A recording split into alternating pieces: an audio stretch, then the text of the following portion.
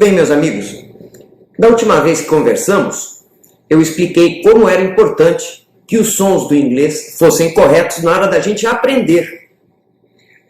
Muitas vezes eu perguntava, desde anos atrás, perguntava para algum aluno meu, por que ele achava que o som devia ficar certo, né? Aí ele diz, para que as pessoas entendam, né? Depois, quando eu for falar o idioma que ele estava adquirindo, em qualquer língua isso. E eu expliquei que não. Que o motivo principal para a gente ter os sons corretos do inglês desde o começo é para que a gente possa aprender. Porque senão a gente não aprende. O som, ele cabe num lugar para depois eu poder utilizar ele. É uma garagem que só cabe um carro. Não cabe um montão de automóveis. E nunca vai se preservar caso ele tenha variações diversas, né? Variações que não estão de acordo com o código que é aquele som. É muito interessante isso e torna completamente diferente o aprendizado. Você falar com sons corretos. Inclusive é um dos motivos para a inibição em falar uma língua, né? Porque nós temos um grande problema de falar de maneira errada as coisas. Maneira errada. Não estou dizendo falar errado, ou falar com sotaque do norte, ou do sul, ou do centro, tanto faz. Do mesmo país, da mesma nação idiomática, né?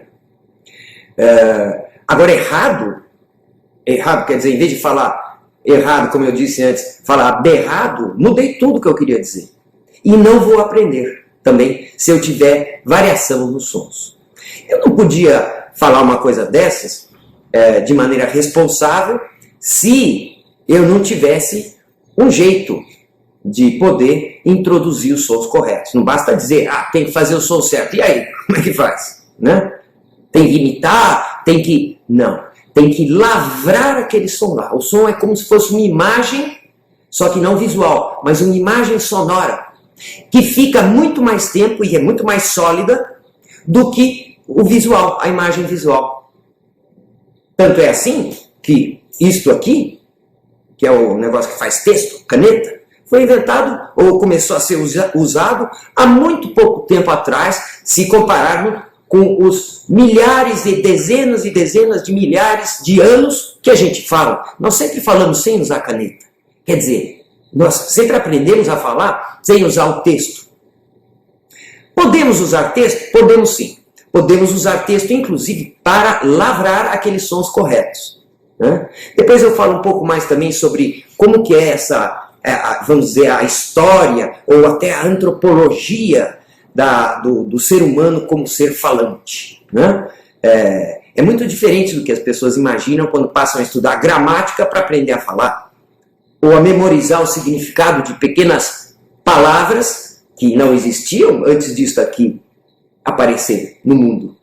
Não existiam palavras. Palavras é como dizer um mapa de um lugar, mas não é o lugar, não é o som como ele é.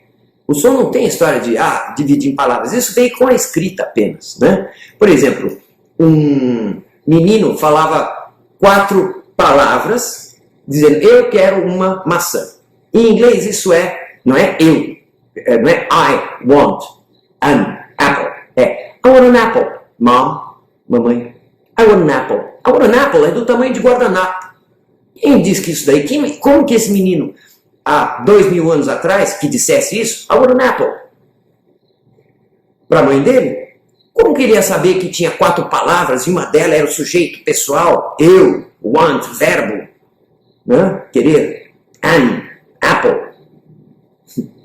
E há muitos erros que se cometem nesse sentido de ficar fixado em palavras, em gramáticas, em estruturas que apareceram muito tempo depois da escrita.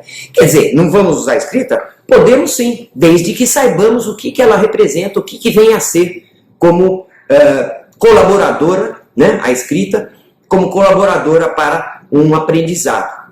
E foi baseado em texto, foi usando o texto, que é uma coisa barata, acessível, todo mundo sabe ler, então, ou quase todo mundo, e então podemos sim usar texto. Barato, acessível, independente, porque tem texto em tudo quanto é lugar, né? E a gente pode sim aprender a usar o texto, mas tem que saber o que está fazendo. E é isso que eu vou mostrar para vocês. Os sons, eles podem ser representados por letras. Interessante. A gente pode escrever tudo que a gente fala. É maravilhosa a escrita, né? Tudo que a gente fala pode ser escrito, desde que tenha sentido, claro. Né? Se eu quiser escrever, por exemplo, aí difícil, mas também não quer dizer nada, então ninguém precisa ler isso. Agora, tudo que a gente fala pode ser escrito. E cada letra pode querer significar um som. O próprio formato do alfabeto que nós usamos, que é o alfabeto fonético, né? Não é o alfabeto grego, não é o alfabeto chinês lá de muito tempo atrás, não é o alfabeto, é o alfabeto que nós usamos, fonético. Por que fonético? Porque ele faz produzir sons. Fonos tem a ver com som, não com letra necessariamente. E por quê? Que letra é essa aqui? O, claro. O é a forma da boca, assim como A, etc, etc. Então nós podemos examinar as letras e derivar delas os sons que a gente quer produzir, produzindo corretamente. E o interessantíssimo de tudo é que existe uma ordem nessa coisa. Existe uma estrutura que permite, pela maneira como a palavra é escrita, saber qual é o som dela. Né? Se eu vou falar ovo, né? Ovo, eu tenho lá um O, depois um V, depois um O de novo, O. E se eu falar ovo? Não tem. Você falou o outro O, tem que ser O também, né? Aparentemente.